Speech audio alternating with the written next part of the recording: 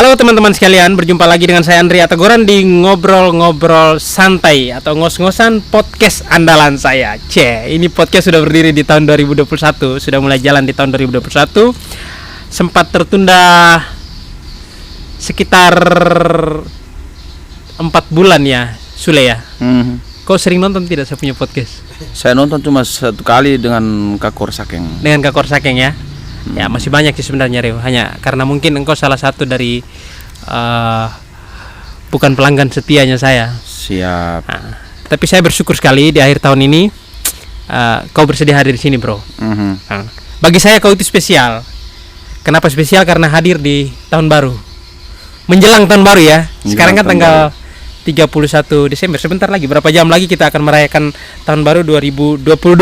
Dan teman-teman sekalian, John Batafor ini salah satu toko muda di Lembata ya. Toko muda di Lembata. Begitu banyak aksi sosial yang dia lakukan, tapi juga tidak sedikit tantangan yang dihadapi ya. Kritik, bahkan pernah dicaci maki tidak, Rim? Sering dicaci maki. Nah, banyak orang menganggap Reu tuh spesial gitu, atau fenomenal lah lebih tepatnya. Menurut kamu bagaimana? Oke, jadi memang pertama ini Reu saya mau sampaikan 2 hal dulu.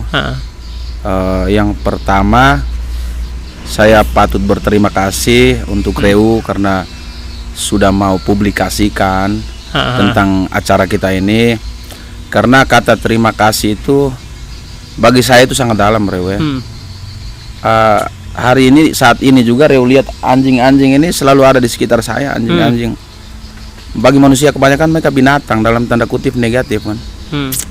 Anjing-anjing kalau saya di mana selalu di situ. Tapi saya selalu banyak belajar dari anjing sih hidup saya tuh. Saya selalu banyak belajar dari anjing. Karena ketika kau pulang ke rumah dan tidak disanggup, maksud saya bahwa ketika kau pulang ke rumah dan tidak disanggup girang oleh anjing-anjingmu, kau patut pertanyakan nuranimu. Kenapa? Karena anjing itu memiliki lebih banyak kebaikan, kesetiaan, integritas, loyalitas. Dia sangat tahu orang yang menyayangi dengan tulus. Jadi anjing itu sangat tahu orang yang menyayanginya dengan tulus itu siapa. Oleh karenanya dia selalu berterima kasih, bahkan bertahun-tahun kau pulang ke rumah dia masih setia menunggu. Dia menghabiskan hari-hari hidupnya itu hanya menunggu Tuhan yang menyayangi dengan tulus untuk pulang. Nah dari situ manusia harus banyak belajar dari anjing. Karena hari ini tuh saya melihat banyak manusia yang sifatnya tuh lebih buruk dari anjing. Itu. Yang kedua, tentang publikasi, Reu. Saya tuh sudah sangat lama banyak isu negatif tentang saya di media sosial. Saya belum punya waktu. Saya pikir isu negatif dari masyarakat itu, saya pikir semua orang punya hak ya untuk berbicara apapun itu. Ya. Seburuk apapun itu semua orang punya hak. Dan saya pun punya hak untuk berbicara apa adanya tentang saya. Tetapi memang karena belum punya waktu, Reu. Jadi saya hampir tidak mau menghabiskan waktu saya untuk meladeni hal-hal yang menurut saya tidak penting. Karena bagi saya lebih penting saya berbuat baik dan berbuat hal yang bermanfaat. Tapi ketika orang ingin dengar dari saya, ya wes ini waktunya. Akhirnya saya bilang oke, pas mumpung hari ini jam ini adalah jam penutup 2021, hari penutup 2021, maka saya pikir ini sangat penting. Jadi ketika berbicara tentang publikasi, maka saya sangat berterima kasih terhadap kepada Reu yang pemilik konten rumah kreatif ini. Maka terima kasih buat Reu karena Reu mempublikasikan hal-hal baik. Jadi saya harap supaya apa yang kita diskusikan, apa yang kita bicarakan hari ini bisa bermanfaat untuk banyak orang ketika nonton kontennya Reu ini. Amin. Ya, saya mengibaratkan Lembata khusus Kabupaten Lembata khususnya hari ini itu seperti mangkok atau piring kosong, Reu. Dimana ketika kita isi makanan, baik makanan itu racun atau baik sekalipun, itu langsung dilahap, langsung dimakan oleh setiap orang yang akan mencicipi makanan dalam wadah kosong itu. Sehingga ketika makanan yang kita sajikan dalam wadah kosong itu racun, akan sangat fatal untuk masyarakat Lembata.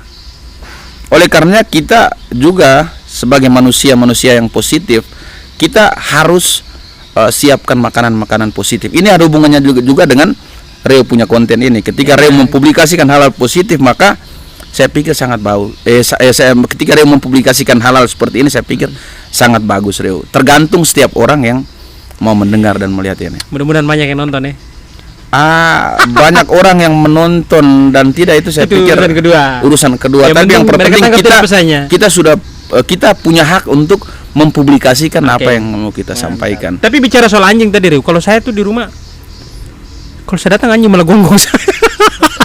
Gonggong ini kan tergantung menurut kau apa masalahnya? Kalau gonggong ini kan ya bisa juga dia menyambut Reo, karena bahasa anjing ini kita tidak pernah tahu, Reo. Oke, siap.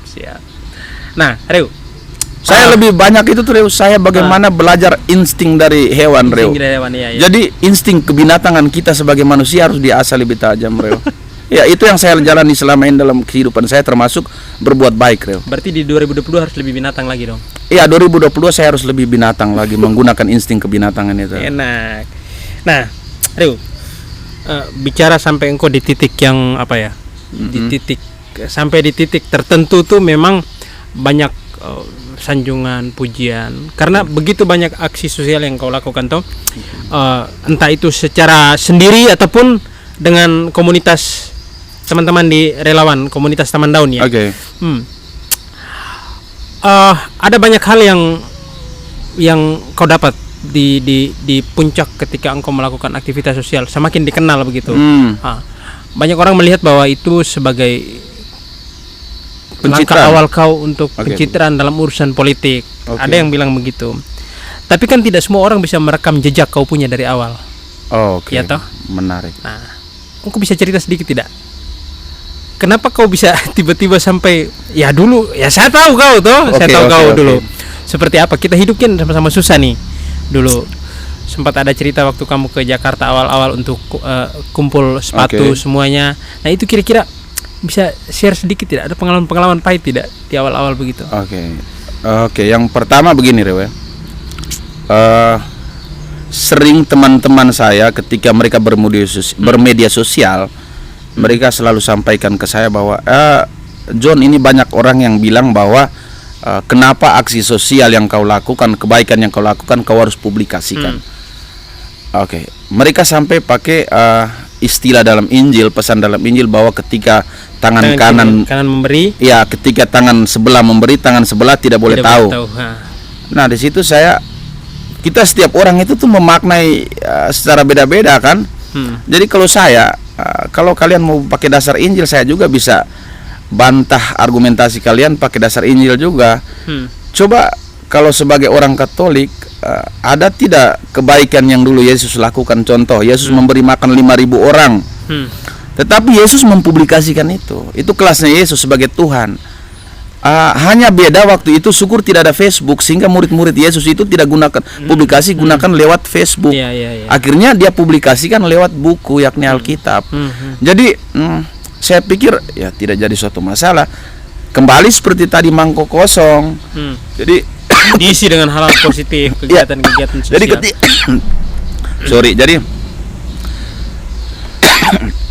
Jadi saya pikir tidak ada, kalau bagi saya itu tidak jadi suatu masalah, malah bermanfaat untuk banyak orang ketika hal positif itu saya publikasikan.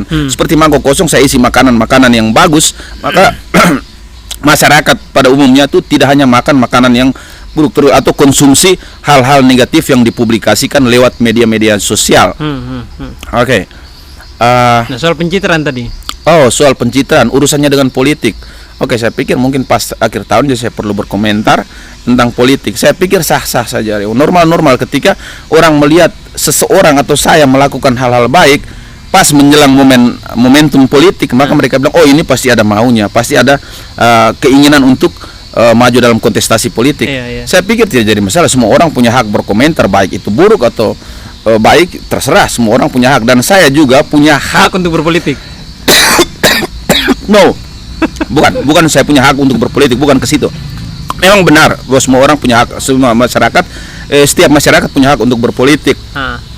Baik, tapi ketika semakin banyak desakan dari masyarakat untuk saya dorong saya untuk maju ke pilkada, saya melihat hidup ini dinamis dan bahkan politik juga dinamis, sehingga saya tidak mau munafik terhadap diri saya bahwa saya tidak akan berkontestasi dalam pilkada ke depan, atau saya tidak mau berpolitik, atau saya mau berpolitik. Saya tidak tahu hidup ke depan seperti apa. Tapi yang menjadi kepastian bahwa saya masih nyaman untuk melakukan hal-hal baik. Okay. Dan juga Reo, tentang mempublikasikan, saya pikir ini hal yang terus-terusan kita harus bahas, karena banyak orang melihat hal ini, masih ada beberapa pihak yang melihat hal ini tidak bagus ketika kita mempublikasikan hal-hal baik kan. Oke, makanya saya harus bicara gini. Saya tidak mau munafik, Reo, ya. Setiap orang punya hak untuk berbangga atas dirinya sendiri terhadap sebuah karya yang dia lakukan. Okay. Loh, masa saya menciptakan sebuah karya yang baik kok saya tidak mau publikasikan? Saya tidak mau munafik. Ketika saya melakukan karya besar atau saya sukses melakukan satu hal yang besar dan bermanfaat untuk banyak orang, lah kenapa saya sebagai manusia tidak bisa berbangga atas diri saya atau berbangga atas karya-karya saya? Ini kalau bagi saya, ketika kau tidak mempublikasikan atau tidak berbangga atas karya capaian kau, maka kalau bagi saya itu kau tidak normal. Saya berhak untuk memamerkan apa yang saya capai. Itu. Okay. Jadi dan yang berikut, bahwa setiap orang punya hak untuk bermedia sosial, mempublikasikan tentang hal apapun itu. Pernah tidak mengalami semacam ada gejolak di dalam batin ketika muncul reaksi-reaksi negatif? Sabar, saya lanjut dulu. Lanjutan dari tadi, tentang setiap manusia itu punya hak untuk mempublikasikan atau berbangga atas karyanya. Itu satu hal yang pertama. Hal yang kedua adalah bahwa semakin banyak saya berbangga tentang karya-karya positif, maka itu bisa menjadi inspirasi untuk orang-orang lain untuk melakukan hal yang sama. Oke, jadi lanjut yang menular ya, menularkan kebaikan atau menularkan hal-hal positif orangnya. Nah, pernah tidak ketika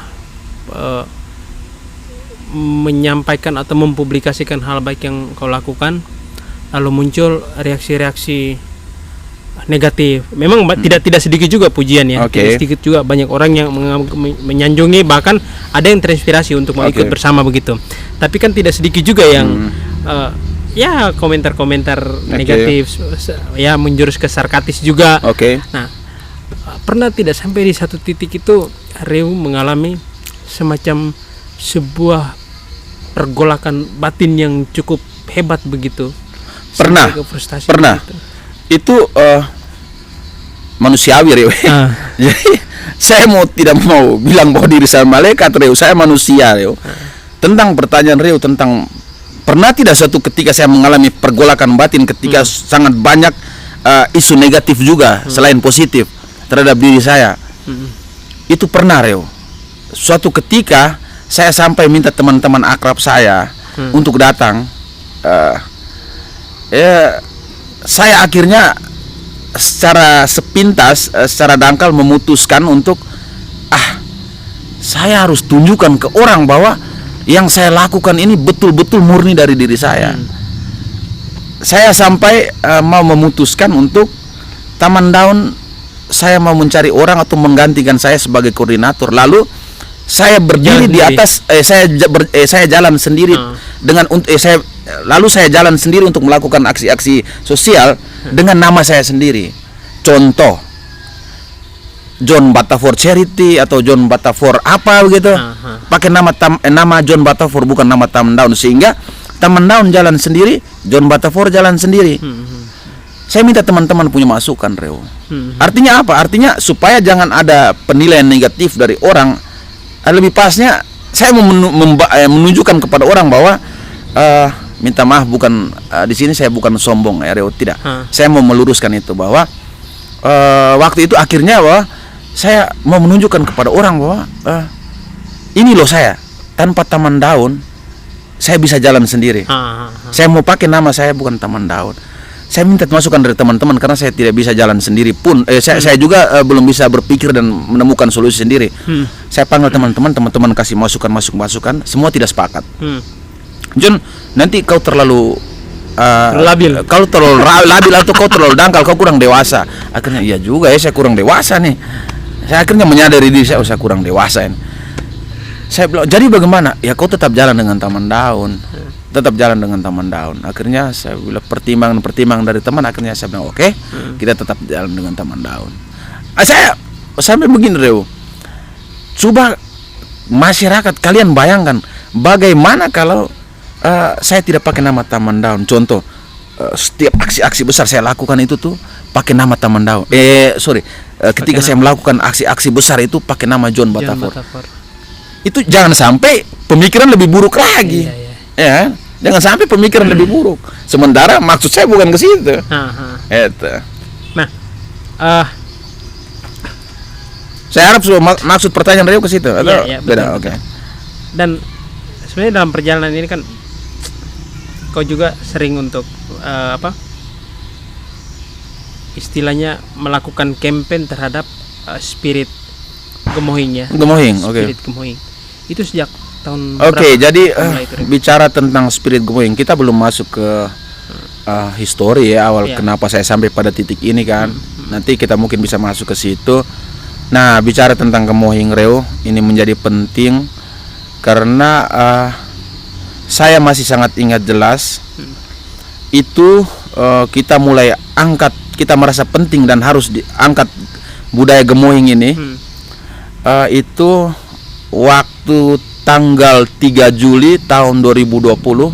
Saya ingat jelas tanggal itu karena tanggal itu bertepatan dengan tanggal di mana kita antar masuk Nenek Penny atau satu orang tua di Kecamatan Atadei, di Kecamatan Atadei, Desa Kalekasa di Kabupaten Lembata. Itu kita antar Nenek Penny itu masuk ke rumah baru, tepatnya tanggal 3 Juli tahun 2020. Jam sekitar kisaran jam 3 sampai jam 4 sore. Di situ awal mula gemoing saya angkat. Kita teman-teman Taman Daun angkat. Kenapa kita harus angkat, Reo? Karena awalnya itu tuh masyarakat kita saat proses pengerjaan bedah rumah itu. Jadi minta maaf, saya sebelum sampai ke situ saya mau menceritakan dulu awal mulanya.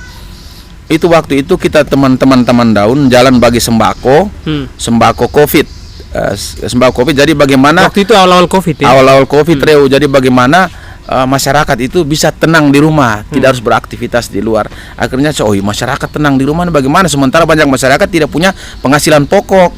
Jadi ya sudah, solusinya kita hidupi masyarakat supaya bisa tenang di rumah.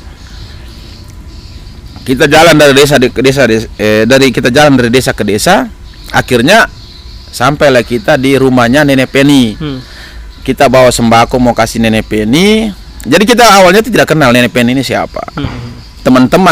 Teman-teman di wilayah Atadei, Kecamatan Atadei yang rekomendasikan untuk masuk ke rumah itu. Kita masuk.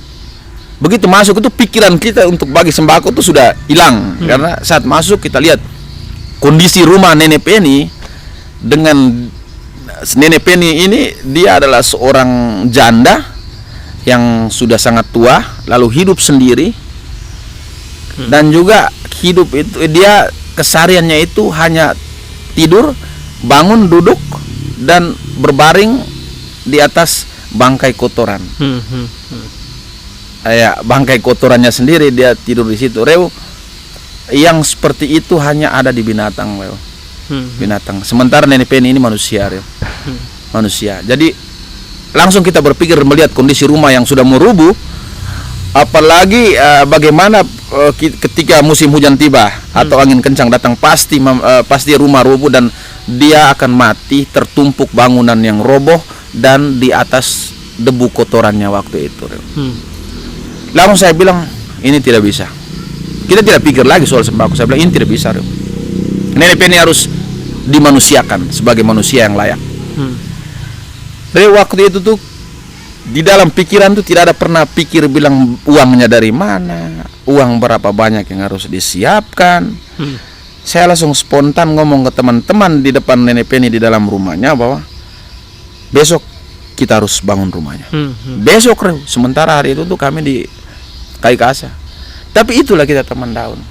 Selalu melakukan sesuatu tuh tidak pikir panjang, Reo.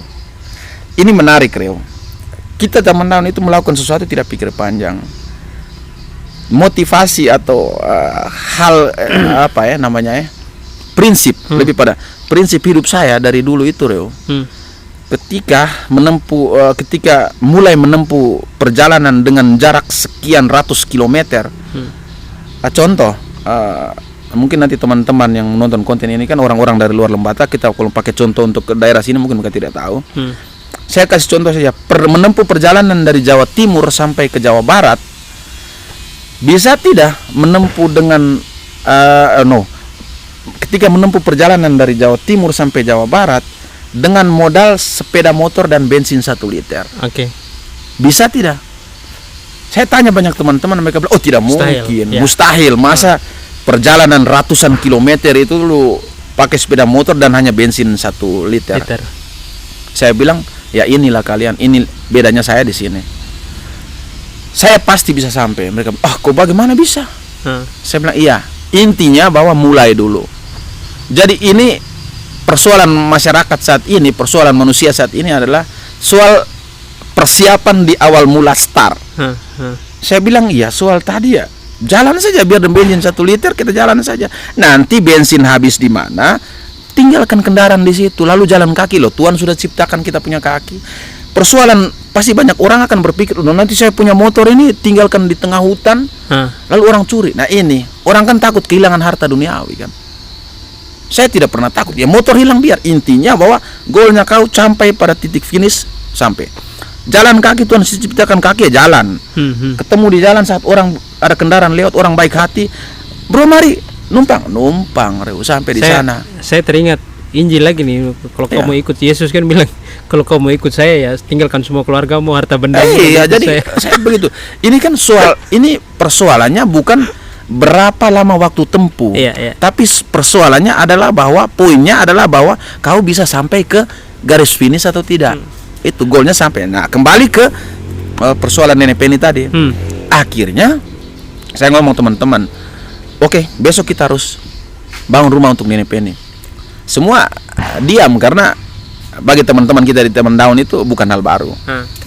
Di situ kita pulang, Reo, besok dalam tanda kutip.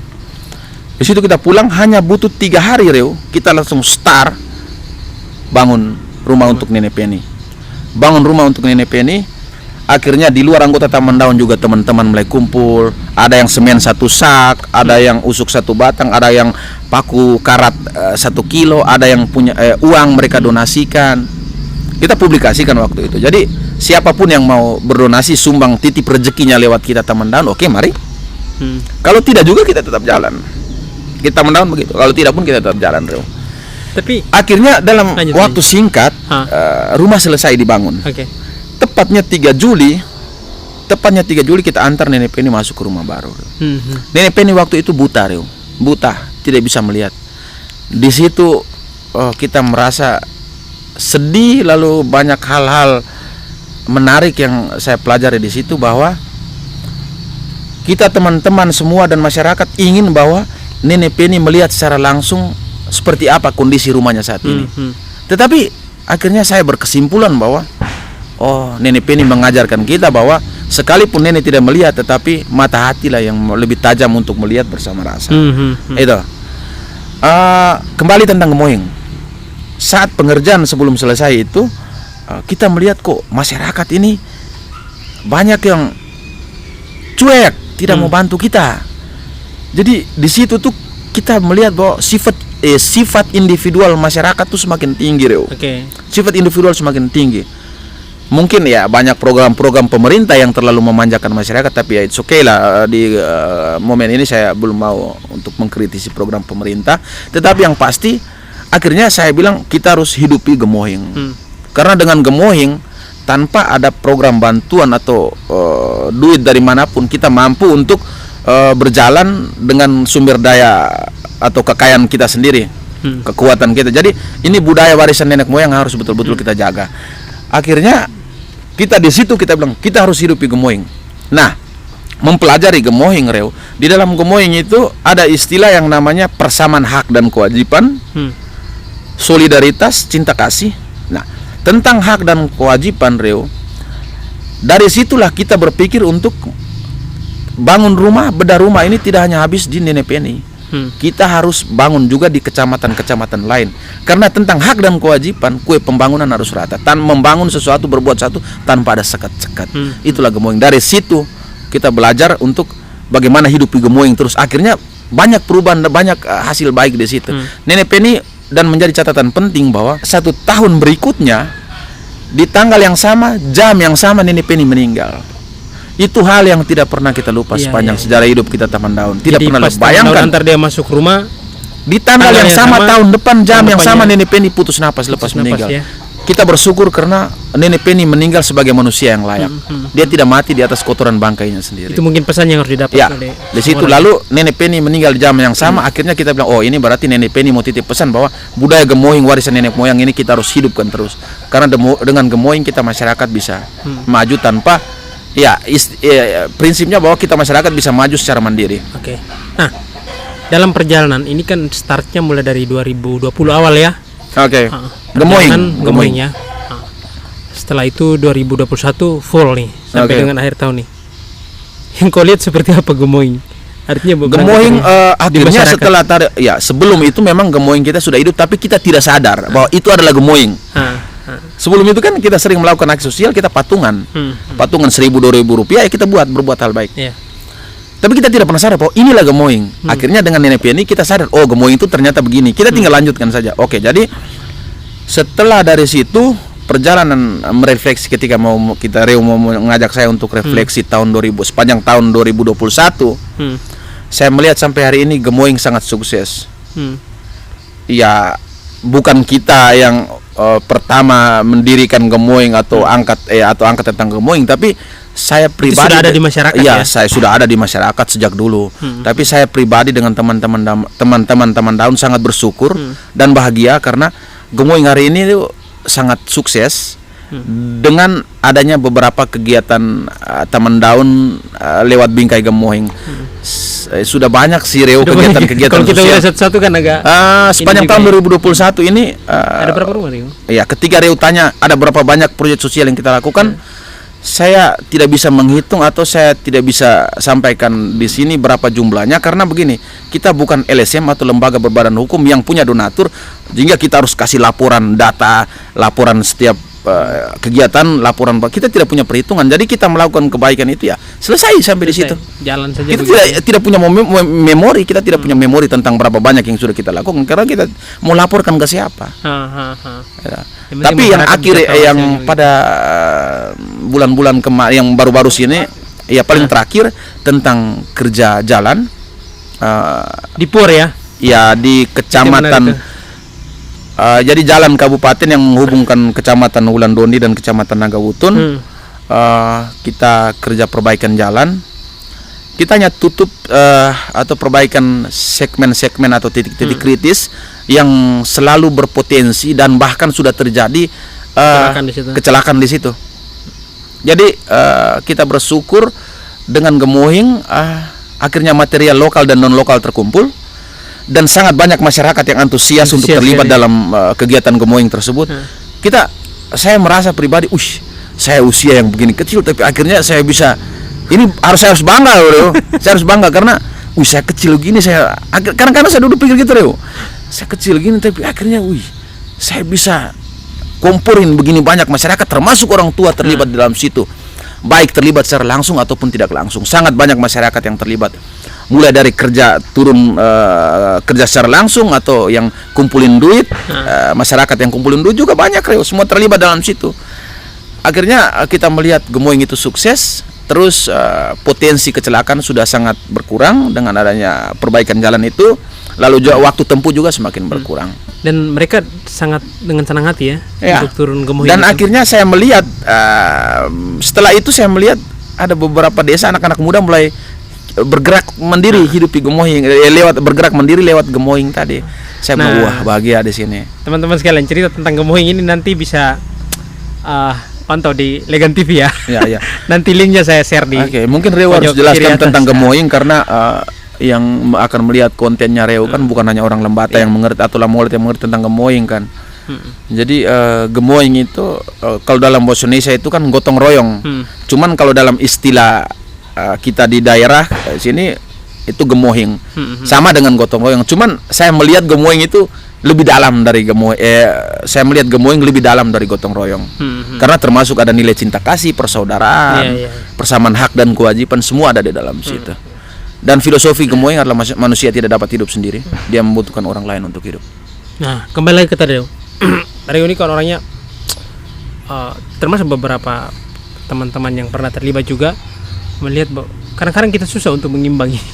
Maksudnya bagaimana? Mengimbangi kau punya apa? Gerak nih Kak. Maksudnya yang seperti yang kau sampaikan tadi bahwa ya tidak perlu duduk pikir lama-lama untuk rencana. Yang sudah kau pikirkan itu segera eksekusi begitu. Nah, pengalaman itu banyak tidak yang bisa mengimbangi hal-hal seperti itu tuh? Kalau teman-teman daun iya, karena mungkin sudah terbiasa dengan saya, Reo.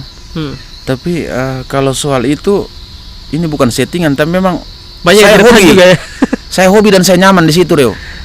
Jadi banyak teman-teman yang akhirnya tuh takut mengeluarkan ide. Karena ketika mereka keluarkan ide, saya rasa itu baik. Sudah kita buat sekarang.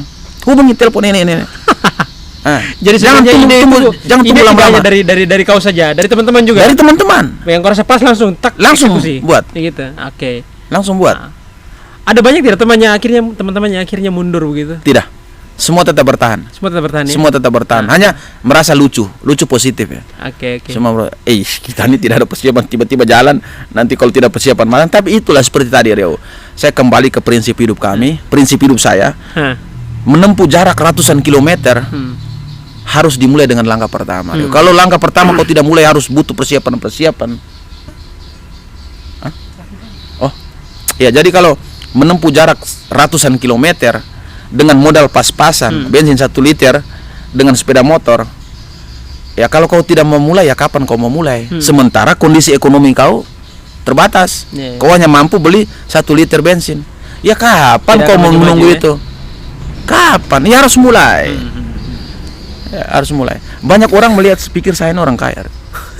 Banyak orang bilang, John itu pasti orang kaya. Ada yang tanya, dia dapat uang dari mana tuh? Banyak yang tanya, dia tuh dapat uang dari mana? Ya, ini pertanyaan yang selalu saya dengar di teman-teman datang. Diskusi luar selalu mereka tanya, bilang, John dapat uang di mana?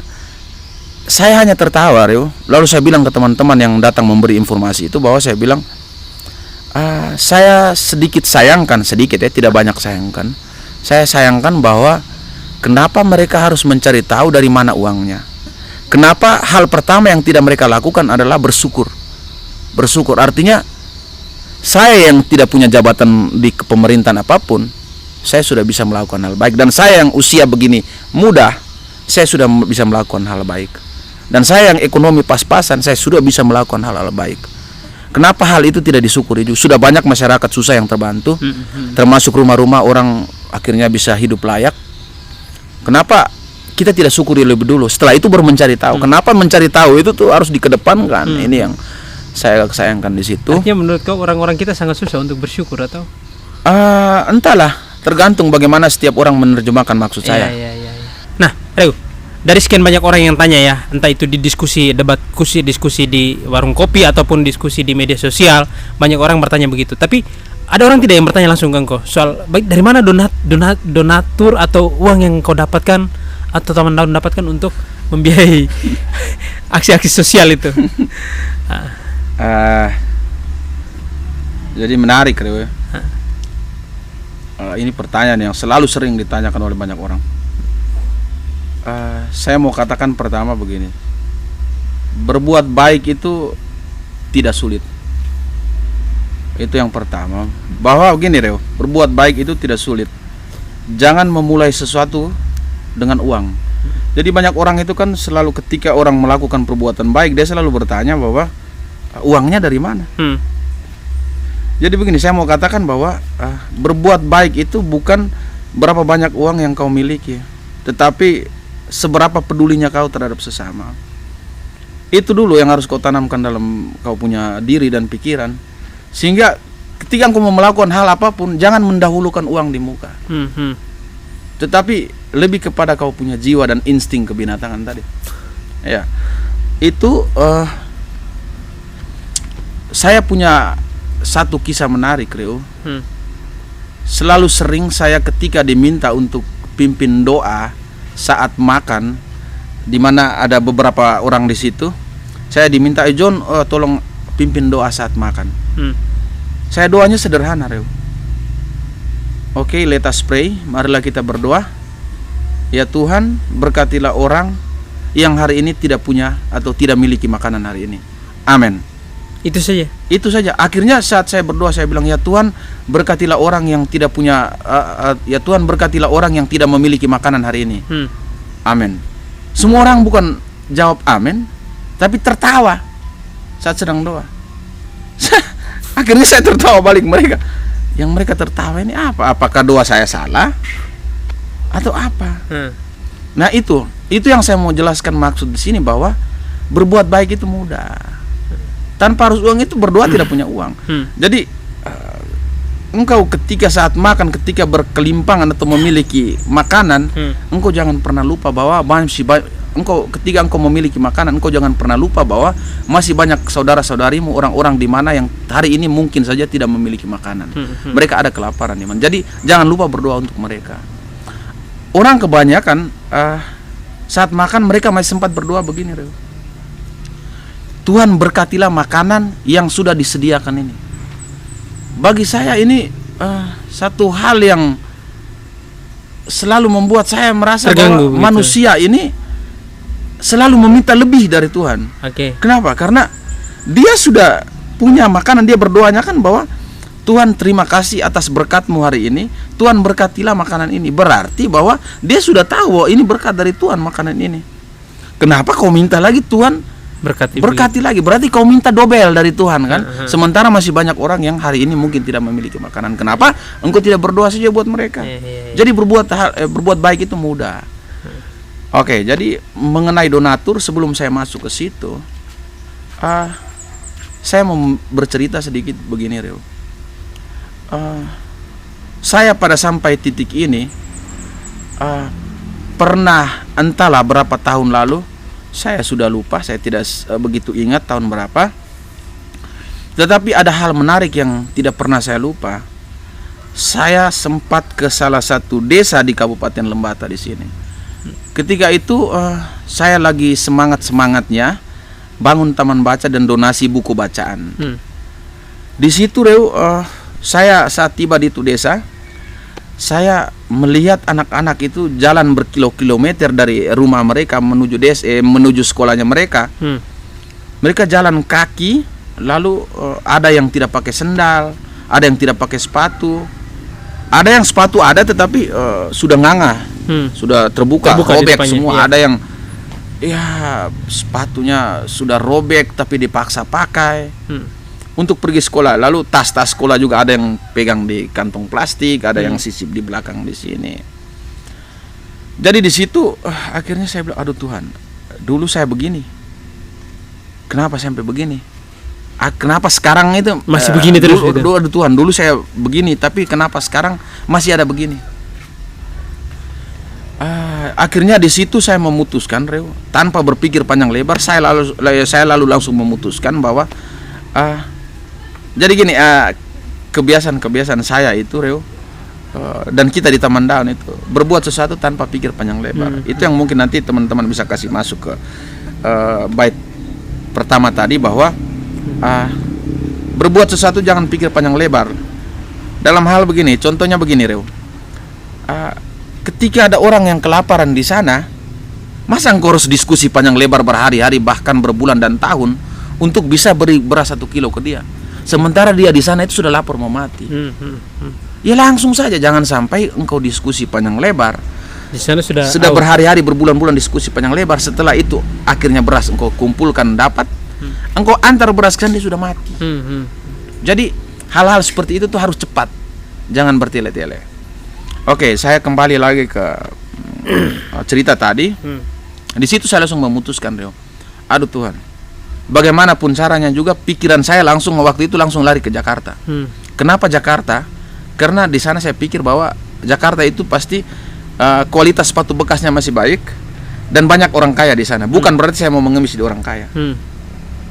Tapi saya berpikir ya orang di sana mungkin karena kesibukan segala macam, tetapi di akhirnya mungkin hampir tidak punya waktu untuk mendonasikan sepatu-sepatu bekasnya. Saya langsung pikir ke sana, saya harus ke sana. Tanpa pikir panjang saya langsung bilang begini, Ru. Ada waktu itu ada teman saya, teman-teman Daun 1 yang ikut saya ke desa. Saya bilang sama dia gini, Reu, bagaimanapun juga besok saya harus ke Jakarta. Dia tertawa. Dia bilang, Reu, kau ini bahaya tidak? Saya bilang, iya Reu, besok saya harus kerja. Dia bilang, jo uang Reu, nanti kita pikir Reu. Intinya besok saya ke Jakarta. Pulanglah saya ke rumah dan ya sampai di situ Reu, malam saya langsung duduk pikir, cari caranya, idenya saya harus dipaksakan bekerja, pikir bagaimana harus ke Jakarta untuk bisa dapat sepatu sekolah dengan tas-tas sekolah, mau bekas atau baru terserah, intinya saya bisa dapat sepatu dan tas yang banyak, lalu datang bisa bantu adik-adik di sini untuk bersekolah dengan baik. Malam saya berpikir, akhirnya saya menemukan satu kesimpulan di mana menipu itu baik, dalam tanda kutip. Menipu itu dibenarkan jika tujuannya baik. Memang agak sedikit konyol Reu. Maksudnya gini, malam itu saya menemukan jalan buntu dan saya akhirnya berbohong pada salah satu politisi di provinsi NTT. Saya berbohong dia begini Reu. Karena waktu itu memang menyongsong momen-momen pemilihan legislatif, jadi saya akhirnya berbohong begini. Malam Bapak, saya SMS ke dia kan, saya bilang, malam Bapak ini besok ini saya harus ke Jakarta nih. Ada orang, ada donatur, padahalnya tidak ada ini Reu. Ada donatur yang mau sumbang sepatu sekolah dan tas sekolah 1 kontainer. Dia bilang, wah bagus John. Saya bilang, dia bilang, wah bagus John.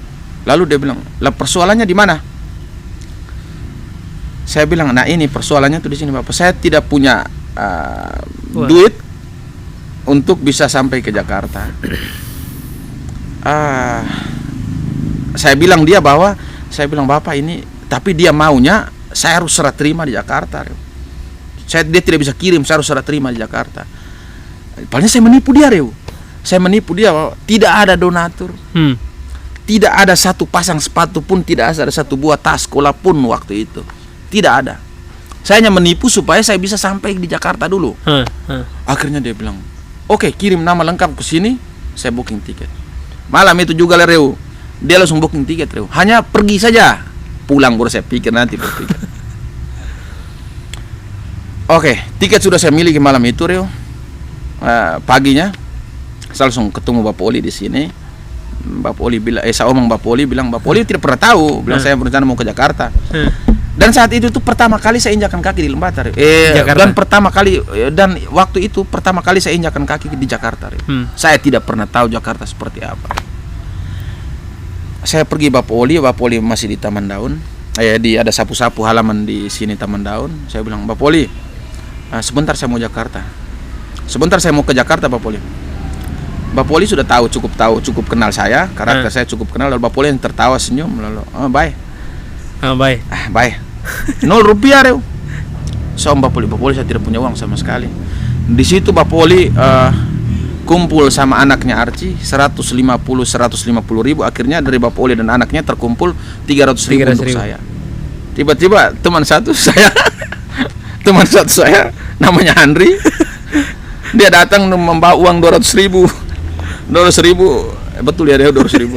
Jadi teman saya waktu itu datang bawa uang 200 ribu tambah, jadi genaplah 500 ribu.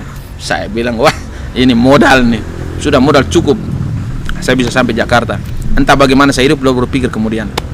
Terbanglah saya Reu. Sampai di sana saya bermalam, karena tiketnya saya harus bermalam di Kupang 1 malam, lalu baru besoknya baru bisa terbang ke Jakarta. Jadi uang itu saya tinggal di penginapan, lalu sudah mulai berkurang, sudah mulai berkurang Reu. Beli makan segala macam sudah mulai berkurang. Terbanglah besok saya terbang ke Jakarta. Reu, tiba di sana tuh saya tidak pernah berpikir atau tidak pernah merencanakan saya akan tinggal di mana dan saya harus sama siapa Reu. Yang dalam saya punya pikiran. Jadi waktu itu saya terbang itu Reu, saya dengan celana pendek. Saya cerita agak singkat Reu, karena waktu, jadi minta maaf saya cerita agak singkat. Tidak apa. Jadi saya hanya bawa tas potong tanpa ada pakaian di dalam situ. Tas itu ya isi waktu itu mungkin kertas-kertas ya. Jadi itu buku saya hanya buat baca-baca saja.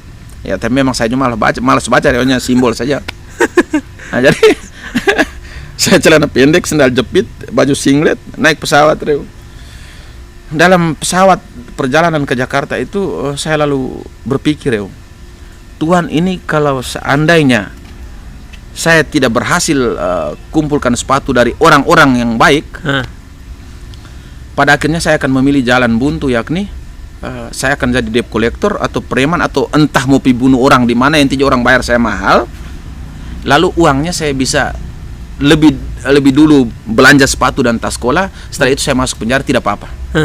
Intinya saya punya utang untuk adik-adik di Lembata sudah terpenuhi, sudah sukses. Dengan politisi tadi. Itu saya punya bukan, itu saya tidak ada pikir dia lagi. Untuk politisi saya tidak ada pikir dia lagi, Reo. Yang dalam saya punya pikiran itu hanya tepati janji saya dalam, bahkan janji itu tidak saya sampaikan secara langsung ke adik-adik masyarakat. Hanya dalam janji dalam diri saya, ya. Jadi saya bilang bagaimana saya bisa tepati saya punya janji, penuhi saya punya janji dalam diri itu. Entah saya mau buat kejahatan sekalipun, entah saya mau masuk penjara atau debt collector atau kejahatan apapun, intinya saya bisa beli sepatu dan saya bisa kirim ke sini, setelah itu saya mau hancur terserah. Nah, itulah di situ saya berkesimpulan bahwa berbuat baik, menipu untuk kebaikan atau berbuat jahat untuk kebaikan itu. Tapi akhirnya kok bisa bawa sepatu pulang gitu ya? Ya. Berapa karung? Sabar dulu. Jadi waktu itu memang saya berpikir begitu deh waktu itu. Tapi sekarang tidak terlalu berpikir begitu. Waktu saya berpikir begitu. Ya, tapi puji Tuhan, akhirnya tanpa berbuat jahat, tanpa menipu pun, akhirnya terkumpul semua. Jadi saat saya tiba di bandara, tiba-tiba itu ada seorang ibu panggil, John Batafor. Saya bilang, saya dengar saja, Reo. Saya waktu itu tuh saya tidak mau menoleh kiri kanan lagi, Reo. Saya dalam saya punya pikiran, Tuhan, saya sudah selamat. Itu saja. Ini kisah nyata, Reo. Nyata, Reo. Saya langsung lihat ke dalam, saya bilang, Tuhan, saya sudah selamat. Itu saja. Jadi saya jalan, saya tarik napas sedikit, berhembuskan pelan-pelan, lega. Saya langsung berpaling ke itu ibu. Lalu saya tidak tanya bilang dia ini bagaimana, siapa yang suruh, bla bla bla. Saya tidak pikir lagi itu. Intinya saya sudah bersyukur dia datang. Dia tanya bilang, sudah makan? Saya bilang tidak, saya tidak mau makan. Intinya sekarang saya mau senang-senang, lega. Sudah cerita sedikit. Ternyata ada teman di media sosial mungkin saja sudah sampaikan ke dia bahwa nanti bla bla bla John mau ke sana segala macam. Itu tidak usah direkam juga, tidak apa-apa. Setelah itu, Reo, kami dua langsung dengan mobil. Jadi saya waktu itu tuh kan, Reo, namanya kita waktu itu naik mobil itu kan sesuatu sekali tuh, Reo, apalagi mereka punya sopir pribadi segala macam kan. Sepanjang jalan dari Bandara Halim Perdana Kusuma, itu turun di Halim Perdana Kusuma. Sepanjang perjalanan dari bandara menuju ke Jakarta Pusat, Reo, itu tidak ada hal lain yang mau saya lihat, Reo. Saya hanya mau kepingin lihat gedung-gedung bertingkat, Reo. Karena di Lembata itu tuh saya hanya bisa nonton Jakarta dari TV, Reo. Di situ tiba-tiba ada tulisan gapura besar perumahan Kelapa Gading. Saya langsung bilang, Tuhan, sepanjang ini saya nonton di TV ini perumahan Kelapa Gading, Reo. Masuk ke dalam situ, Reo. Saya dalam hati, saya secara manusia saya bilang, ini saya ketemu orang kaya nih waktu itu kan, Reo. Secara manusia juga ya saya bilang, saya ketemu orang kaya bla bla bla. Saya sudah mulai pikir yang aneh-aneh itu, langsung mulai pikir harta duniawi lah manusia. Tapi selang beberapa jam, sekejap hilang semua itu pikiran negatif. Saya dikenalkan sama suaminya, anaknya, saya di welcome kan, lalu masuk ke dalam kamar, saya ditunjukkan kamar saya. Setelah itu saya saat makan bersama, saya sampaikan maksud saya, tujuan datang ke sini segala bla bla bla segala macam. Saya tidur. Paginya saya bangun, Reo, saya begitu buka pintu kamar, Reo, sudah ada 4 dus yang berisi sepatu sekolah, tas sekolah di situ. Saya buka kamar. Ternyata itu ibu langsung malam itu langsung bangun jaringan ke teman-temannya bahwa ada orang dari desa tertinggal Kabupaten Lembata yang datang mau cari donasi sepatu bekas, tas sekolah untuk adik-adik yang ada di desanya, di daerahnya. Reo, saya bangun itu tuh, Reo, sudah penuh itu. Di situ saya rasa langsung ini sudah bukan hal baru lagi buat saya. Saya bilang, ini perjalanan saya, sudahlah, saya menerima itu dan syukuri itu. Dari situ, Reo, hanya hitungan tidak sampai 1 minggu itu, Reo, akhirnya terkumpul bisa sampai 1 kontainer lebih, Reo. Sepatu sekolah, tas sekolah. Jadi mulai dari teman-temannya ke teman-temannya, teman-temannya ke teman-temannya. Bahkan ada salah satu artis pun turut menyumbangkan sepatunya di masa kecil. Itu Joshua, Reo. Oh ya. Atau dia sumbang sepatunya. Entah itu sepatu artis itu sekarang sudah di mana saya tidak tahu. Termasuk ada anak-anak artis juga sumbang sepatunya. Entah sepatu itu sekarang di mana. Dan itu dibuktikan dengan kualitas sepatunya yang begitu mahal, Reo. Kita lihat tidak pernah ada di sepanjang hidup saya di Lembata tidak pernah ada, Reo. Saya bilang, anak-anak yang terima ini syukur sekali. Oke. Jadi sepintas, jadi akhirnya terkumpul satu kontainer lebih, hampir 2 kontainer sepatu baru, sepatu bekas layak pakai, dan tas sekolah. Terkumpul sangat banyak, Reo. Dan Reo, saya tanpa Rp1.000 pun akhirnya mereka yang berpikir untuk kirim ke Lembata. Minggu kedua itu itu barang-barang 2 kontainer itu, 1 kontainer lebih, hampir 2 kontainer sudah dikirim, Reo. Saya sudah lega, Reo. Saya tidak pikir apapun itu, Reo. Saya bilang, saya sudah selamat, saya mau mati di sini, kamu bagaimana pulangnya? Karena gini, Reo, sekarang saya harus pikir bagaimana saya bisa pulang, Reo. Uang tidak ada lagi, Reo. Saya mau tipu siapa lagi, Reo, ya kan? Uang sudah tidak ada lagi, Reo. Saya bagaimana nih? Akhirnya saya tetap nyaman. Memang waktu itu memang saya tidak pernah takut apapun itu. Saya sempat berpikir seketika pikiran kekhawatiran saya untuk jalan pulang itu hilang. Saya menikmati malam itu di rumah mereka. Tiba-tiba ada telepon nomor baru masuk. Saya angkat, dia pakai bahasa Inggris ini orang. Dia bilang, ini dengan John Batafor. Iya. Oh gini, saya melihat, jadi orang ini dia stay-nya di Bali, orang Jerman dia.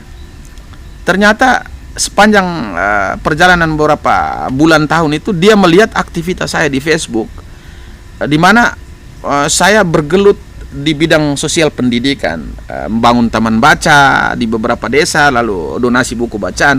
Di situ dia melihat saya bahwa saya orang yang cukup paham tentang persoalan anak. Kenapa? Karena dia telepon saya karena dia ada persoalan anak. Dia nikah dengan orang Indonesia, NTT. Tetapi entahlah urusan rumah tangga mereka seperti apa, akhirnya dia hanya ingin ketemu dengan anaknya tapi tidak diizinkan. Jadi dia pikir bahwa saya ini paham tentang undang-undang anak lah segala macam kan, Reo. Lalu saya bilang dia, ya sudah engkau kasih mati telepon dulu. Sedikit lagi saya akan kontak balik. Kita ngomong dalam bahasa Inggris cukup ya, karena saya sedikit bisa berbahasa Inggris, tidak paham-paham amat sih. Jadi udah, saya matikan handphone, Reo. Saya buka di Google tentang undang-undang anak segala macam. Palingnya hal ini sederhana. Saya buka Google dulu, saya pelajari. Akhirnya saya telepon dia balik. Ya sudah, itu kau punya persoalan, saya bisa urus. Reo, dia bilang, ya kapan kau bisa ke Bali? Saya bilang, besok. Langsung, saya tidak mau panjang lebar, Reo. Besok. Akhirnya seketika, Reo, dia booking tiket dari Jakarta ke Bali, Reo. Dia siapkan penginapan, semua dia yang urus, Reo. Jadi akhirnya saya bilang, Tuhan terima kasih. Intinya bahwa saya sudah, ketika saya terbang ke Bali, orang biayai saya lagi. Ketika saya sampai di Bali, itu sudah semakin dekat ke NTT, Reo. Nanti dari Bali ke NTT itu urusan lain. Baru saya pikir kemudian. Intinya sudah semakin dekat ke NTT dulu. Barang-barang tas sekolah, sepatu sekolah kan sudah sampai kan? Ya sudah dalam perjalanan mau sampai. Malam itu saya langsung ngomong ke tuan rumah, artinya bahwa saya tidak mungkin minta uang mereka. Saya kurang ajar sekali kan, Reo. Orang sudah tampung saya, orang sudah bantu untuk cari sepatu sekolah dan segala macam. Sudah, saya pamit mereka bye-bye, terima kasih. Saya terbanglah ke Bali, Reo. Terbang ke Bali, jadi saya dijemput segala macam, dikasih penginapan. Syukur bahwa istrinya itu orang Kupang. Nah, saya sempat, nanti sebentar juga saya cerita tentang pengalaman saya di Kupang. Dulu saya sempat ada di bangku kuliah, cuman tidak selesai. Jadi saya cukup bisa berbahasa Kupang, Reo. Di situ saya langsung Reo? Langsung saya bilang, sudah, besok kita ketemu sama kau punya istri dan anak. Karena di situ juga ada saudara-saudaranya, jadi dia dilarang untuk ketemu sama anaknya. Masuk saya nyetepo bahasa Kupang saja, Reo. Sederhana, padahalnya ini orang ini hanya mau bawa ini bapak ini yang dari Jerman ini hanya mau bawa coklat dari Jerman untuk anaknya, untuk bisa peluk dia punya anak saja. Hanya dia mau bawa itu, akhirnya kau bisa sampai di Bali. Akhirnya saya bisa sampai di Bali, Reo. Ya mungkin karena orang luar negeri tidak paham tentang aturan Indonesia atau apa segala macam, saya tidak tahu di situ. Sampai, Reo, dia ketemu dan dia peluk, menangis segala macam. Sepintas akhirnya kami pulang, duduklah kami di warung untuk makan siang, Reo. Di salah satu warung di Kuta, kami makan siang di situ. kami dua makan siang. Jadi dia ini nih, dia tidak atau belum booking tiket saya dari Bali ke NTT atau ke Lembata, Reo.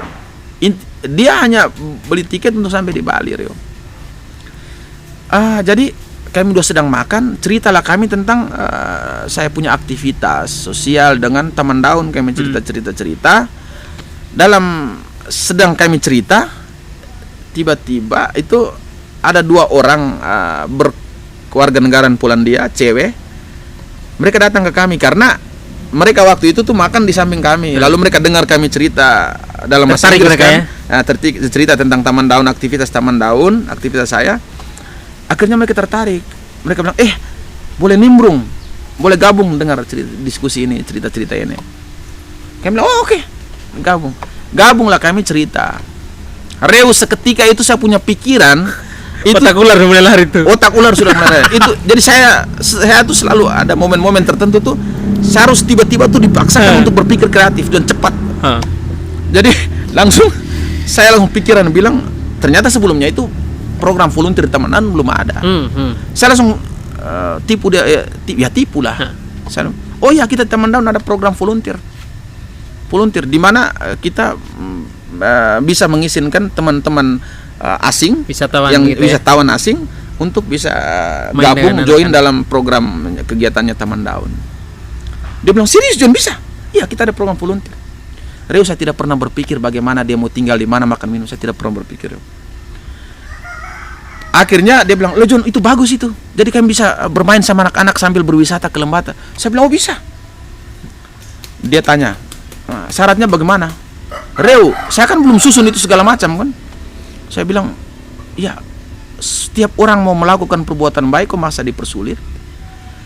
Jadi karena ada katanya menurut mereka bahwa ada program volunteer di tempat-tempat lain itu berbayar, Reo. Berbayar. Tapi saya bilang, iya, kalau di kita gratis. Karena apa? Engkau datang ke tempat kita, engkau sudah bersumbangsi ilmu dan pengetahuan engkau ke anak-anak kita, adik-adik kita di Kabupaten Lembata. Masa kok kita harus bayar engkau lagi? Minta maaf. Maksudnya bahwa ketika engkau sudah memberikan ilmu pengetahuan, wawasan engkau untuk berbagi ke adik-adik kita di Lembata, ya kan tidak mungkin engkau harus bayar kita lagi kan? Tidak mungkin engkau harus bayar kan? Nah, ini konyol kan, Reo? Masa kok seorang guru ngajar di sekolah formal, dia sudah memberikan ilmunya, terus dia harus bayar lagi ke sekolah, itu kan tidak mungkin. Harusnya kan pihak sekolah yang membayar ke guru kan? Iya. Ya. Jadi itu, jadi saya bilang, ya intinya bayaran kamu buat kita Taman Daun, kita Lembata, ya ini engkau ajar anak-anak kita. Setelah itu bayaran kita buat apa ke kalian? Kita akan bawa kamu untuk eksplor destinasi wisata di Kabupaten Lembata. Wah, menarik ini, John. Saya bilang, iya menarik, tapi yang menjadi penting juga bahwa kita di sana tempat tinggal dan tempat tidur seadanya, makan minum lokal. Dia bilang, bagus tuh, John. Padahal memang saya omong gitu karena memang keterbatasan, Reo. Ekonomi tempat tinggal juga pas-pasan, makan minum juga pas-pasan, tidak mewah. Tapi memang saya sengaja mendesain tentang sumber daya lokal kita supaya bisa diterima. Apalagi engkau relawan harus siap terima segala situasi. Iya. Dia tanya, langsung mereka tanya, John, jadi kapan engkau mau pulang? Reo, tiket kan belum ada, Reo. Tiketnya belum ada. Harusnya waktu itu mereka berpikir kritis, toh. Saya bilang bahwa besok saya berangkat ke Lembata, dari Bali ke Lembata. Harusnya mereka berpikir kritis. Besok saya berangkat, berarti saya sudah punya uang. Tiket. Saya sudah punya tiket, atau saya pasti ada uang dan saya pasti sudah punya tiket. Tapi seketika mereka langsung bilang, John, ya sudah kita booking sama tiketmu. Jadi langsung seketika mereka bilang, ya sudah John, kita booking sama tiket kamu. Kasih nama semua, dia booking tiket 3 orang, karena mereka perempuan 2 orang, wisatawan asing 2 orang, dari Polandia itu 2 orang, langsung tambah tiketnya saya. Mereka booking pakai duitnya mereka. Akhirnya dari situ seketika langsung saya duduk lega, duduk dalam sepintas, langsung singkatnya duduk dalam pesawat, saya duduk tuh, saya langsung lega, Reo. Tuhan, akhirnya saya sampai juga di Lembata. Jadi engkau dari Jakarta ke Lembata duit, itu Reo. Tanpa duit, 500.000 pergi pulang itu, Reo. Jadi saya langsung duduk juga dalam persatuan. Akhirnya saya sampai Lembata. Sampai di sini Reu, dengan mereka kita juga sama-sama bagi sepatu sekolah, tas sekolah segala macam ke desa-desa dan juga kita sudah punya beberapa teman baca yang ada di desa-desa. Mereka termasuk karena kita sudah punya teman baca di beberapa desa. Jadi salah satu programnya kita itu mereka ngajar adik-adik di setiap desa itu yang punya taman baca. Dari situlah saya berpikir ke depan ini selain taman baca, saya harus buat kelas belajar yang hari ini kelas belajar yang ada di desa-desa ini, Reu. Dan menjadi penting juga, Reu, dengan kehadiran mereka sebagai relawan di Taman Daun untuk Lembata, saya lalu berpikir ini punya potensi besar untuk kemajuan pariwisata di Lembata, Reu. Karena hal yang sederhana tetapi dampaknya sangat besar, sangat banyak, efektif, Reu, untuk kemajuan pariwisata Lembata. Kenapa? Karena mereka awalnya itu tidak tahu bahwa Lembata itu nama dari barang atau apa ataukah pulau, mereka tidak tahu. Sampai sini Lembata itu adalah sebuah pulau. Dan juga Lembata punya potensi ini segala macam. Lalu mereka turut mempublikasikan hal-hal yang mereka temukan di Lembata, termasuk budaya dengan potensi pariwisata dan segala macam di Lembata. Mereka bukan promosikan ya, tetapi mereka publikasikan lewat website mereka, media sosial mereka dan segala macam. Jadi dari mereka turut mempromosikan Lembata. Jadi saya pikir, ini bagus untuk pariwisata ke depan. Sederhana, Reu, tetapi sangat efektif. Kenapa begitu? Akhirnya hasilnya itu bagus, Reu. Dari mereka, jadi contoh mereka publikasikan ke salah satu media sosial di satu websitenya mereka. Sudah ada 10 sampai 100 contoh ya. Contoh 50 orang yang baca postingan mereka tentang Lembata. 50 temannya di luar negeri yang baca tentang Lembata. Dari 50 orang itu yang sudah punya, kita buat pengandaian, yang sudah punya keinginan untuk datang itu 10 orang. Dari 10 orang kita saring lagi yang pasti datang itu 2 orang, Reu. Reu bisa bayangkan kalau 1 orang bisa menarik 2 orang datang ke Lembata. Bagaimana kalau program volunteer terus berjalan bahkan sampai 10 orang. 10 orang yang promosi tentang Lembata, Reu. Jadi kelipatan-kelipatan itu yang terus saya lakukan sampai hari ini. Itu saja, Reu. Dan itu cara promosi yang paling efektif. Cara promosi yang paling efektif dan sederhana karena tanpa biaya, Reu. Saya hanya cukup menyediakan akomodasi, makan minum dan tempat tinggal mereka. Jadi kita bocor di awal tuh itu. Kita bocor di awal cuman itu. Nah, kembali lagi, Reu. Itu kan menjadi cikal bakal bagaimana kegiatan-kegiatan sosial, bagaimana rencana-rencana kamu untuk menghidupkan iklim literasi di Lembata, lalu dengan aksi-aksi sosial juga. Nah, itu dia bisa terbentuk. Apakah di situ titik baliknya engkau begitu? Atau bagaimana seperti apa yang kamu bilang? Maksudnya bagaimana? Maksudnya begini. Ya selama ini kan kita berjalan dengan berjalan sendiri ya, apa yang kita punya kita jalan buku. Nah, jadi begini, Reu. Waktu mereka datang itu mereka tidur di rumah. Saya punya rumah itu, Reu, ada 3 kamar, Reu. Rumah saya harus setengah tembok, dinding juga sudah lubang-lubang, lalu rumah tua kan, Reu. Jadi karena mereka relawan, saya bilang ini tempat tinggal kita. Kalian terima datang tinggal di sini, kalau tidak ya silakan pulang. Yang namanya yang mau jadi relawan, kau sudah harus siap terima segala situasi dan kondisi kan. Jadi tempat tidur saya, kamar tidur di rumah itu 3, 1 untuk mama, satunya itu untuk saya, 1 untuk saya punya anak. Jadi mereka saya kasih tidur di salah satu kamar di situ, itu hanya kasur tipis yang saya taruh di bawah lantai tanpa tempat tidur. Tidur mereka di situ ya? Tidur mereka di situ. Reu bisa membayangkan mereka itu tuh kan namanya wisatawan kan harus cari tempat-tempat yang berkualitas segala macam tuh, Reu. Tapi akhirnya mereka nyaman, mereka senang. Ini hal baru, tidak pernah ada di saya punya negara segala macam. Dari situ, saya berpikir, Reu, mereka bahkan tinggal di sini tuh hampir 1 tahun, Reu. Saya berpikir, Tuhan, ini nanti saat mereka pulang ini kalau orang lain lagi datang saya kesian Reo. Disitulah saya berpikir bagaimana saya bisa buat satu kamar yang khusus untuk teman-teman volunteer yang mau datang. Karena yang datang ini orang asing ini identiknya mereka dengan bangunan yang unik Reo. Tiba-tiba langsung konsep saya pikir, oh nanti saya bisa buat bangunan panggung kayu segala macam bla bla bla bla. Waktu mereka pulang Reo, saya langsung tanamkan prinsip dalam saya pendiri bahwa saya harus buat kamar satu yang unik untuk relawan akan tinggal di sini. Lebih layak lah buat mereka. Terpisah artinya bangunan ini terpisah dari rumah Reo. Akhirnya saya turun di laut. Memang sebelumnya itu saya sering turun laut mancing, ikut orang punya kapal ikan juga Reo. Kerja ya 1 bulan ya 100, 200, 500. Saya turun mancing dan ikut orang punya nebeng, ikut orang punya kapal ikan. Akhirnya terkumpul lah uang 1,5 juta dari hasil laut Reo.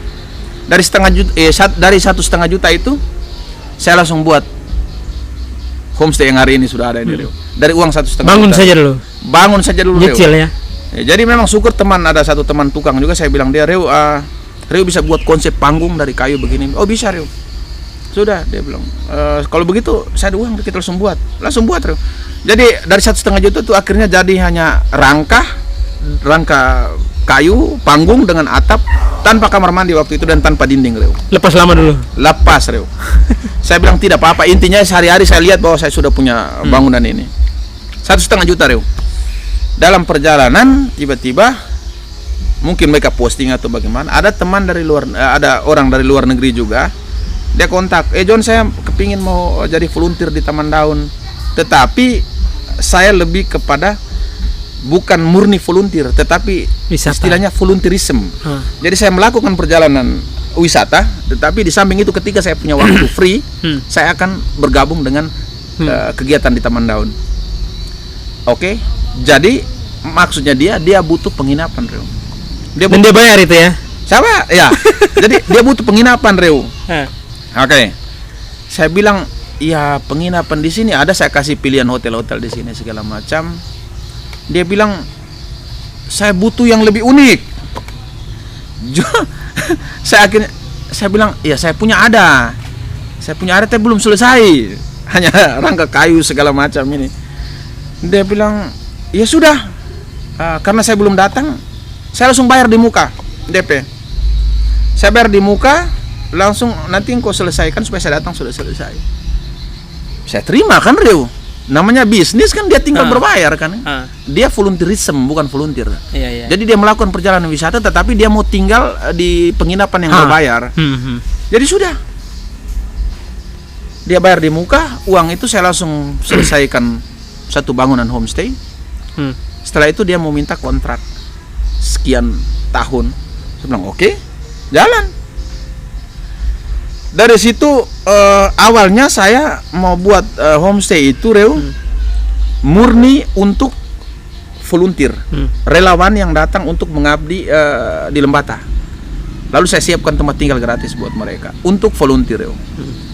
Dalam perjalanan saya pikir ini karena banyak orang yang datang mau berbayar juga kan Reo. Iya. Saya bilang ya sudah, saya terima ketika ada kamar kosong ya sudah, silakan masuk. Tapi kalau ada volunteer ya minta maaf. Jadi karena banyak orang yang semakin datang untuk berbayar, saya tetap pada prinsip bahwa hasil dari penginapan orang yang berbayar akan saya ambil keuntungannya untuk melakukan kegiatan sosial. Karena dari awal saya bangun homestay itu untuk volunteer juga. Volunteer dalam hal ini melakukan kegiatan sosial Reo. Maka hari ini syukur sampai saya bisa bangun 5 kamar ini Reo. Tetap pada prinsip saya seperti dulu, hasil keuntungan mau berapa belas dan puluhan juta sekalipun, saya tetap untuk hasil keuntungannya untuk kegiatan sosial. Dan homestay itu bukan saya punya Reo. Maksudnya begini, ya sekalipun saya bangun atas uang saya, tetapi karena prinsip yang saya tanamkan dulu untuk kegiatan sosial masyarakat banyak, maka homestay ini boleh saya katakan bahwa punyanya orang Lembata Reo. Punyanya orang Lembata Reo. Apalagi yang saya mau bilang tadi ya Reo ya? Kau dedikasikan untuk masyarakat Lembata ya, untuk aksi-aksi sosial begitu. Betul Reo. apa lupa saya tadi mau ngomong apa tadi dari homestay ini Reo. Ya akhirnya hari ini ya syukur bisa ada homestay seperti ini. Dan ya oke Reo, dari homestay ini selain murni selain gratis untuk tenaga relawan, orang-orang yang nginap berbayar di sini Reo, berbayar di homestay ini, keuntungannya kan saya ambil untuk kegiatan sosial. Salah satu hal nyata yang terjadi dari keuntungan homestay ini adalah kemarin Reo, beberapa bulan kemarin itu kita sukses buka 15 kelas belajar di setiap desa. Duitnya itu murni dari hasil homestay. Duitnya Luar dari biasa, hasil. ya. Reo bisa bayangkan Reo, satu hari ini homestay kan 200.000 Reo. 200.000 orang kemarin itu ada yang tinggal sampai 1 bulan Reo. Kontrak 3 kamar Reo. 3 kamar, 1 kamar itu 1 bulan itu tuh sudah pasti 200 kali 1 bulan itu 6 juta Reo. 6 juta kali 3 kamar itu berapa Reo? Sudah 18 juta. 15 desa Reo, saya bayar setiap guru itu 500.000 per desa. Saya bayar setiap guru bukan berarti gaji. Saya tidak mau bilang gaji Reo. Istilahnya hanya untuk uang capilala, uang transportasi mereka. Jadi 15 desa kali 500.000 itu Reo, berapa itu? Luar biasa ya. Coba Reo kalikan 15 desa, 15 kali 500.000 itu berapa? 7,5 juta Reo. Masih ada kelebihan banyak. Masih ada kelebihan banyak Reo. Nah itu. Jadi saya hampir tidak berpikir bagaimana saya kelas belajar ini bisa lanjut 2-3 bulan bahkan 1 tahun ke depan Reo. Saya intinya ada uang ini saya mulai dulu Reo. Oke.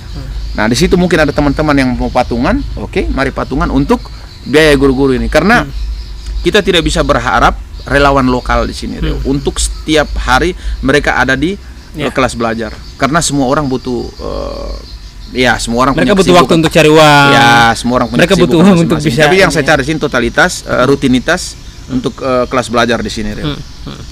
Oke, sampai di situ dulu. Nah, Sule. Jadi kelas belajar itu seperti itu Reo. Oke. John. Oke, pengalamanmu tadi itu kan memang artinya bahwa sudah bisa memberikan jawaban dari sekian banyak pertanyaan yang muncul selama ini. Pengalamanmu itu juga bisa memberikan sebuah refleksi untuk apa? Untuk kita semua ya. Kita semua bagaimana berbuat baik, bagaimana sepatutnya berbuat baik begitu. Nah, khususnya untuk kegiatan-kegiatan sosial yang dijalankan Reo sama teman-teman relawan Taman Daun ya. Nah, kelas belajar sudah terbentuk. Tentu pasti masih ada mimpi-mimpi lagi ke depan atau seperti apa begitu. Nah, yang mau saya tanya itu kira-kira refleksi apa yang mau kau berikan atau mau kau sampaikan di penghujung tahun 2021 ini begitu. Oke, jadi saya masih fokus ke kelas belajar tadi dulu Reo. Tentang kelas belajar itu sebenarnya saya punya mimpi dari dulu Reo. Dulu itu saya kuliah di Kupang. Saya kuliah itu tuh jatuh bangun kuliah itu tuh 3 kali Reo. Saya kuliah gagal, berhenti. Faktor ekonomi juga mempengaruhi saya sehingga kuliahnya jatuh bangun Reo. 3 kali Reo. Nah, bapak saya sudah meninggal. Saya sama mama sendiri hidup Reo. Bagaimana mama punya susah payah, mama tanpa ada kerjaan tetap. Mama susah payah untuk bagaimana bisa membiayai pendidikan saya di bangku kuliah. Jatuh bangunnya mama itu sampai saya gagal kuliah. Dari situ saya langsung buat dari situ saya langsung bangun prinsip atau motivasi atau cita-cita dalam diri saya. Kedepannya saya akan bangun sekolah. Saya harus bangun sekolah dengan standar internasional. Saya akan bangun sekolah di Lembata, mulai dari SD, SMP sampai SMA, dan semua anak-anak yang datang sekolah itu gratis. Tenaga pengajar pun dari dalam maupun luar negeri. Nah, ketika semua sekolah jadi, disitulah saya mau bilang dan saya mau tunjukkan ke mama bahwa inilah toga sesungguhnya. Karena dulu gagal pakai toga ya. Karena dulu gagal pakai toga, akhirnya saya mau tunjukkan ke mama bahwa inilah toga sesungguhnya. Karena ya kadang ada orang bilang bahwa ijazah itu hanya tanda orang telah bersekolah, bukan tanda orang telah berpikir dan berbuat Reo. Jadi akhirnya sekolah hari ini bukan sekolah yang sebenarnya formal, tetapi kelas belajar hari ini. Oke. Sehingga cita-cita saya ke depan itu mau membangun seluruh desa di Lamaholot harus punya kelas belajar. Kenapa? Sekarang ini orang melihat hanya pelajaran bahasa Inggris dan bisa mengurangi ketergantungan anak-anak terhadap gadget. Tetapi tidak hanya itu, Reo. Ada mimpi besar saya tentang kelas belajar ini. Termasuk salah satunya bagaimana menekan angka atau mengurangi angka kemiskinan. Kenapa, Reo? Ini kembali lagi soal biaya kuliah tadi, Reo. Anak-anak ini akan kita kawal di kelas belajar dari SD, SMP sampai SMA. Ketika itu mereka punya kemampuan bahasa Inggris sudah bagus. Ini akan menjadi dasar mereka bisa lulus beasiswa ke luar negeri, Reo. Ketika mereka bisa lulus beasiswa, mereka akan mereka otomatis otomatis orang tua tidak punya beban pada anak-anak, dalam hal ini biaya kuliah dan biaya hidup segala macam kan. Otomatis angka kemiskinan akan menurun, beban hidup orang tua akan ekonomi, akan keuangan itu menurun, Reo. Karena anak-anak sudah biaya kuliah mereka sendiri kan. Dari beasiswa itu ya. Dari beasiswa itu, Reo. Luar biasa. Itu. Berarti memang harus bisa bahasa Inggris. Harus bisa bahasa. Tapi ingat, Reo. Bahasa Inggris ini kita tetap teknik belajarnya kita di Taman Daun itu kita tetap kedepankan yang namanya budaya, alam dengan tradisi kita. Kita tidak lepas dari situ, Reo. Tetap kedepankan teknik belajarnya seperti apa, tetap harus kembali ke alam, budaya dan tradisi. Oke, baik. Jadi anak-anak di situ kita ajar mereka untuk memulai sesuatu dengan apa yang mereka tidak miliki. Kita ajar anak-anak untuk memulai dengan apa yang mereka miliki di sekitar. Bukan mereka memulai sesuatu dengan apa yang tidak mereka miliki. Banyak orang akan bertanya maksudnya. Maksudnya saya kasih contoh begini, Bro. Ketika guru-guru itu datang wawancara atau tes untuk bisa ngajar di kelas belajarnya kita, saya tanya mereka, salah satu topik bahasan mungkin tentang deskripsi kan. Cara kalian ngajar anak-anak ke depan tentang deskripsi bagaimana? Ya nanti kita fotokopi tentang gambar pohon, contoh deskripsi tentang pohon. Kita gambar pohon atau fotokopi gambar pohon lalu tunjukkan anak-anak atau anak-anak pegang itu gambar pohon lalu menjelaskan tentang pohon. Saya tanya mereka, lalu kalau listrik mati dan alat printnya rusak bagaimana? Mereka bingung. Ya sudah, kalau begitu hanya tinggal gambar saja pakai spidol. Saya tanya lagi, kalau spidol dengan papan tulisnya tidak ada? Mereka bingung. Ini, Reo. Jadi saya bilang, iya sekarang saya sederhananya kasih ibaratkan kamu sama anak-anak di tengah hutan. Di tengah hutan itu tanpa ada apa-apa, hanya pakaian di badan Anda dengan anak-anak. Bagaimana engkau bisa menjelaskan anak tentang deskripsi? Sederhana. Yang di sekitar namanya hutan pasti ada pohon. Ya sudah, langsung jelaskan anak-anak pohon itu, deskripsikan tentang pohon. Jadi jangan berpikir terlalu ribet. Jadi memulai sesuatu dengan apa yang dimiliki di sekitar. Jangan sampai engkau memulai sesuatu dengan apa yang tidak miliki. Maksudnya dalam hal ini print gambar tadi, itu malah engkau memperkaya pabrik tinta di luar. Sementara engkau punya kekayaan sumber daya alam di sini melimpah dan tidak dimanfaatkan itu. Ya. Dan tidak dimanfaatkan. Oleh karenanya kita mau mendidik anak-anak memulai sesuatu bagaimana bisa menggali potensi sumber daya alam mereka yang ada di setiap desa untuk bisa mandiri ke depannya. Oke. Sule. Refleksi akhir tahun maksudnya. Oke. Saya akhirnya mendapatkan sudah. Tapi sebenarnya engkau sudah menemukan semuanya atau belum? Masih ada pencarian lain yang mungkin belum membuat engkau kayaknya belum. Sudah sekian banyak hal kau lakukan nih.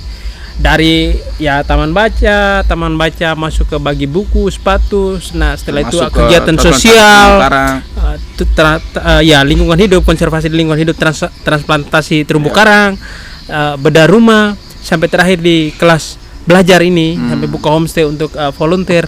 Nah, masih ada tidak hal yang maksudnya pertanyaan-pertanyaan di dalam kau punya benak yang belum terjawab begitu dengan semua aksi-aksi sosial ini? Oh ya. Satu pesan saja, Reo. Itu saya mau, sebelum saya jelaskan lebih jauh, saya mau pesan buat teman-teman muda semua. Mari berkarya, jangan berhenti sampai di sini, tetap menjadi yang terbaik, Reo. Pokoknya jangan berhenti, tetap menjadi yang terbaik. Saya tadi pagi itu, Reo, bangun jam 5 subuh. Tiba-tiba itu ada pikiran yang sangat mengganggu saya punya pikiran dan nurani, Reo. Saya begini, Reo. Saya duduk pikir, kok tiba-tiba ini pikiran muncul. Jadi pikiran saya tuh begini, Reo. Saya hari ini, Reo, saya punya uang, Reo. Saya hari ini, Reo, saya punya sepatu dan pakaian yang layak, Reo. Saya punya sepeda motor, Reo. Tapi hal itu tidak membuat saya bahagia hari ini, Reo. Saya bingung, Reo. Tiba-tiba saya bertanya, loh kenapa bisa saya berpikir ini, Reo? Saya punya uang, Reo, hari ini. Saya punya pakaian, saya punya makan minum yang cukup. Bahkan, Reo, saya punya toilet, Reo. Saya punya kamar mandi hari ini tuh dikatakan layak, Reo. Toilet duduk dan kamar mandi itu tuh, saya punya kamar mandi hari ini ada 6, Reo. Ada 6 kamar mandi hari ini, Reo. Dengan ya fasilitas yang lumayan lebih dari standar, Reo. Dulu, Reo, kami buang air sama mandi pun harus pinjam tetangga, Reo.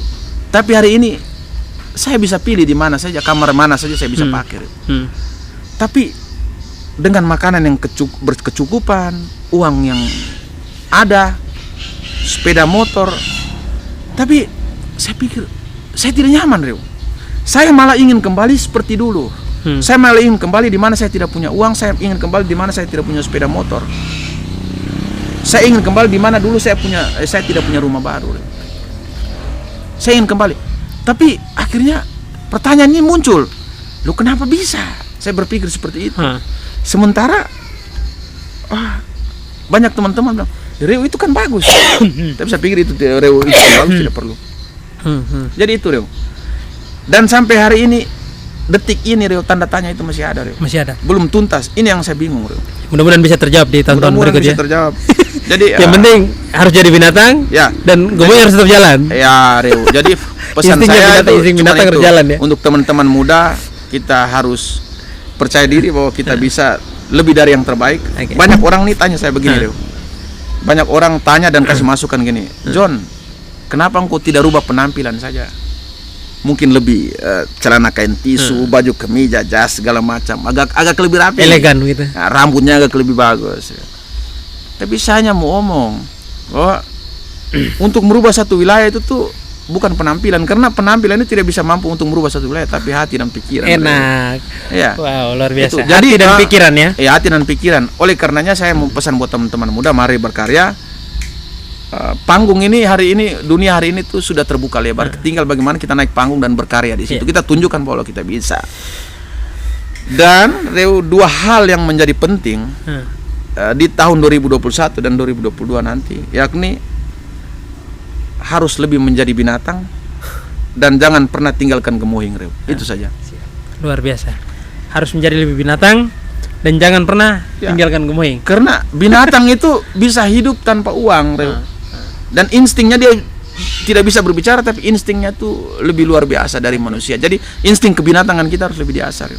Mantap, luar biasa. Terima kasih, Reo. Oke. Sudah berbagi hampir sejam lebih nih. Nah, ini konten podcast masih ada hal yang banyak yang mau saya nanti bisa tapi kita pasti akan ada konten-konten selanjutnya yang mungkin bisa jadi ruang buat kita untuk berbagi.